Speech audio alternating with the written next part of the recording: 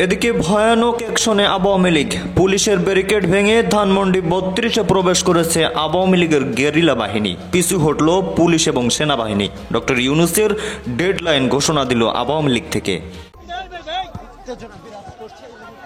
আমি এর আগেও আসছি ভাই, আমি এর আগে একবার আসছি 5ই আগস্টের পরে আসা।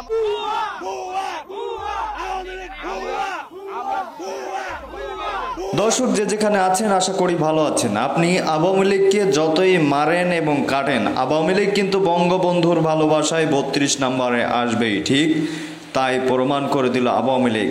গতকাল বিকাল থেকে ডক্টর ইউনূসের প্রশাসন জল কামান সহ বিভিন্ন যুদ্ধ অস্ত্র নিয়ে 32 নম্বর ঘেরাও করে রেখেছিল, তবে সেই ঘেরাওয়ে কোনো কাজ দিল না। অবশেষে বীর আওয়ামী লীগ তারা কিন্তু 32 নম্বর দখলে নিয়ে বঙ্গবন্ধুর মাজার জিয়ারত করলই। দর্শক এখন এই মুহূর্তে পাওয়া সব থেকে বড় নিউজ, রণক্ষেত্রে পরিণত হয়েছে ধানমন্ডি 32। সরাসরি চলুন আমরা দেখে আসি যে আওয়ামী লীগ এবং পুলিশের মধ্যে এবং বিএনপির মধ্যে কঠিন আকারে যুদ্ধ শুরু হয়েছে। না দেখলে মিস করবেন, তাই চলুন দেখে আসা যাক একজন রিক্সা চালককে কিভাবে অপমান করা হচ্ছে। আশা করি সঙ্গেই থাকবেন।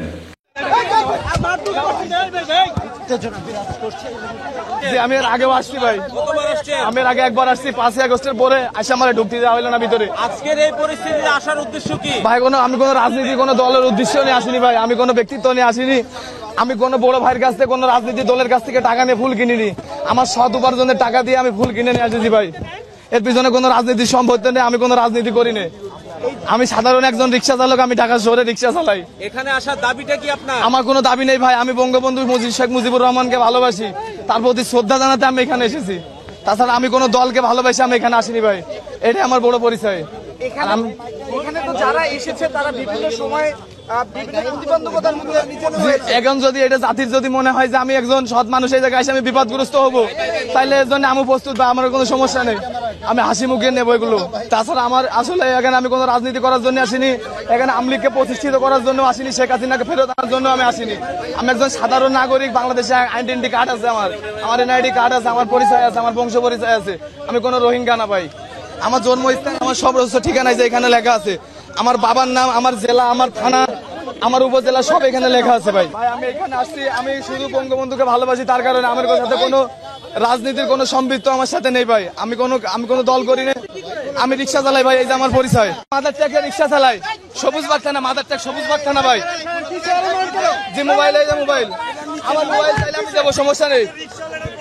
আচ্ছা অবশ্যই পুরোমান দেবো ভাই, আমার গাড়ির পিছনে নম্বর আছে, আমার মালিকের নম্বর দেওয়া আছে, আপনারা আমার মালিকের ফোন দেন, আমার মালিকের নম্বর দিয়ে আছে গাড়ির পিছনে। আমার মালিক, আমি আসছি বঙ্গবন্ধুকে ভালোবাসি, আমি কোনো আওয়ামী লীগকে প্রতিষ্ঠিত করতে আসিনি, আমি শেখ হাসিনাকে ফেরত আনতে আসিনি, আমি আসছি শুধু বঙ্গবন্ধুকে ভালোবাসি। ঢাকা শহরে রিক্সা চালাই, আমি 22 সাল থেকে ঢাকা শহরে রিক্সা চালাই। আপনি কি জানতেন না যে এখানে বিবাদ হবে ভাই? এটা আমি জানতে, আমি মোবাইলে দেখেছি যে বিবাদ হচ্ছে, কিন্তু এটা আসলে কোনো কথা না। কথা আমি বঙ্গবন্ধুকে ভালোবাসি, তার কারণে আমি আসছি। এখানে যদি আমার মরণ হয়, আমি হাসি মুখে প্রস্তুত হয়ে নেবো। আমার কষ্টের টাকা ভাই, আমার সংসার চলে না ভাই, আমার বউ বাচ্চা অসুস্থ, আমার বাচ্চা এলো 13 মাস বয়সে, কোনো বসতে পারে না, আমার প্রত্যেকদিন 200-300 টাকা ওষুধ লাগে ভাই।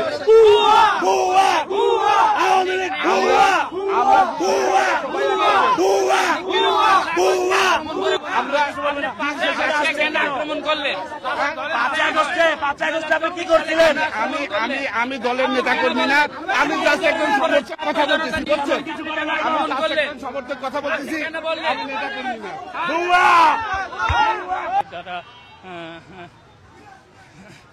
তিনি কিন্তু যেমনটি দেখতে পাচ্ছেন যে তিনি যে বাস রয়েছে সেই তার পরিবার সহ শাহাদাত বরণ করেছেন। আল্লাহর অশেষ রহমতে শেখ হাসিনা, শেখ রেহানা বেঁচে ছিল। তারা দেশের উন্নতি করছে, দেশের যত মেগা প্রকল্প আছে সব তারাই উন্নতি করছে, অন্য কোনো সরকার কিন্তু করে নাই। সরকার ইতিপূর্বে আইছিল, দেখালে একটা মেগা প্রকল্প যে দেশের ভাবমূর্তি উজ্জ্বল করছে এই ধরনের মেগা প্রকল্প করে, এরকম কোন নেতা কিন্তু ইতিপূর্বে আসে নাই। বঙ্গবন্ধু কন্যা শেখ হাসিনাই কিন্তু এটা এই দেশকে উন্নতি করছে। তার স্বপ্ন ছিল দেশকে স্মার্ট বাংলাদেশ, উন্নত বাংলাদেশ করার জন্য। আজ এই পথকে আমি সিচুয়েশন ভাই আমি ফুল আনি নেই, কারণ কি যে দেখেন আমি মনে প্রাণে বঙ্গবন্ধুকে ভালোবাসি, আমি শ্রদ্ধা করি। বুঝলেন যে মানে বাধা দেওয়া হচ্ছে? আমি নিজের চোখে দেখতেছি, গতকাল সন্ধ্যার সময় আমাদের 3-4 জন আওয়ামী লীগ সমর্থককে গ্রেপ্তার করা হয়েছে। আজকে 4-5 জন লোক সকালে ফুল দিতে আসছে, তাদেরকে গ্রেপ্তার করা হয়েছে। আমাদের আওয়ামী লীগের সমর্থকদের তাদেরকে হেনস্থা করা হয়েছে। কেন ভাই, এটা হবে কেন? আমি রাজনীতির আমি দেশের সাধারণ জনগণ ভাই। তাহলে বললেন যে আপনাদের কর্মীদের গ্রেফতার করা হয়েছে, আওয়ামী লীগ নেতা আমাদের কর্মীদের মানে আমি যে দলের সমর্থক সেটাই আমার দল। আমি যে দলের সমর্থক, শোনেন ভাই, শোনেন, এই দেশ আমাদের, আপনাদের, এই দেশ আমার, আপনারা আমার ভাই,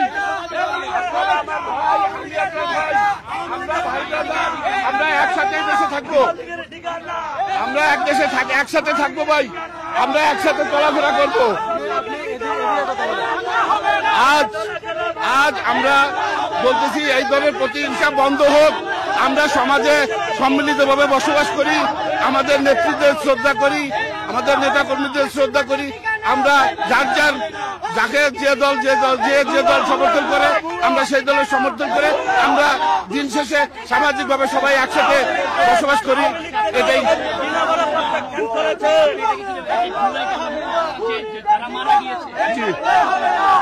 আমি বুঝতে পারিনি।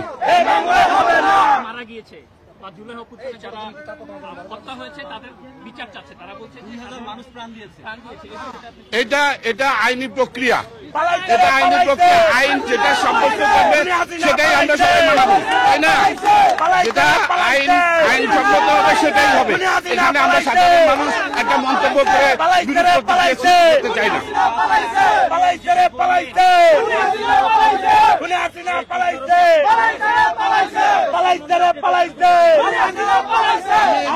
সাধারণ মানুষ দেখি আমার কাছে মনে হয়েছে 5ই আগস্ট একটা ভুল সিদ্ধান্ত ছিল।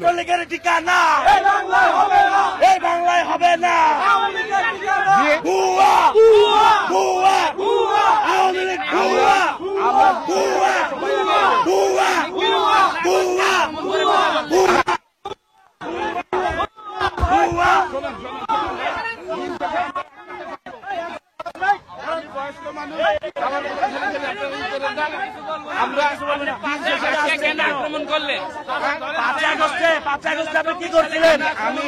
আমি দলের নেতা কর্মী না, আমি জাস্ট একজন সমর্থক কথা বলতেছি, বুঝছেন?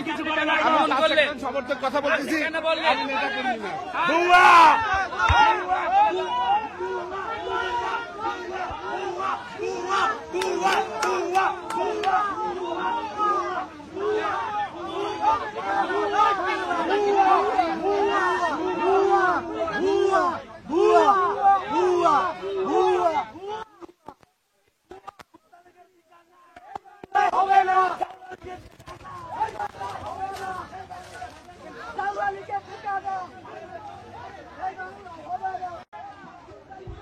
তো দর্শক দেখলেন খুব গুরুত্বপূর্ণ কিছু ভিডিও ফুটেজ, যা দেখে হৃদয়ে রক্তক্ষরণ হচ্ছে। একজন মুরব্বী মানুষের সাথে কি ধরনের আচরণ করতেছে বিএনপি নেতাকর্মীরা এবং পুলিশ। দর্শক শুরুতেই দেখেছিলেন একজন রিক্সা চালক শেখ মুজিবকে ভালোবেসে তার রিক্সা চালানো ঘাম ঝরানোর টাকা দিয়ে 400 টাকা দিয়ে সে বলছিল 400 টাকা দিয়ে এক তোড়া ফুল কিনে শেখ মুজিবের বাড়িতে দেখতে এসেছিলেন এবং শ্রদ্ধা জানাতে এসেছিলেন, তবে তারও শেষ রক্ষা হয়নি। তবে দর্শক আপনারা অনেকেই কমেন্ট করতেছেন এবং জনগণ বা সাধারণ মানুষ বলতেছে এই দিন না, দিন আরও সামনে আছে, তখন কিন্তু এই দিনের উসুল কিন্তু ওঠানো হবে। আওয়ামী লীগকে যেভাবে নিষ্পেষিত করা হচ্ছে, বঙ্গবন্ধুকে নিষ্পেষিত করা হচ্ছে, তার কর্মীদেরকে যেভাবে নিষ্পেষিত করা হচ্ছে, এর কারণে বিএনপিরও জামাতের মতো অবস্থা হবে। বিশেষ করে এইখানে আওয়ামী লীগ ঠেকাতে বিশেষ ভূমিকা পালন করছে কিন্তু বিএনপি। দর্শক দেখা যাক পরবর্তীতে কি হয়। আওয়ামী লীগ কিন্তু থেমে নেই, ডক্টর ইউনূসের ডেডলাইন ঘোষণা করে দিয়েছে যে কোনো সময় তারা যুদ্ধের পরিস্থিতি নিয়ে মাঠে নামতে পারে। তাই দর্শক বলছি পরবর্তী আপডেট পেতে চ্যানেলটি সাবস্ক্রাইব করে রাখুন এবং পরবর্তী আপডেট যাতে মিস না হয় এজন্য পাশে রাখা বেল আইকনটি অল করে দিন। ধন্যবাদ এতক্ষণ আমাদের সাথে থাকার জন্য।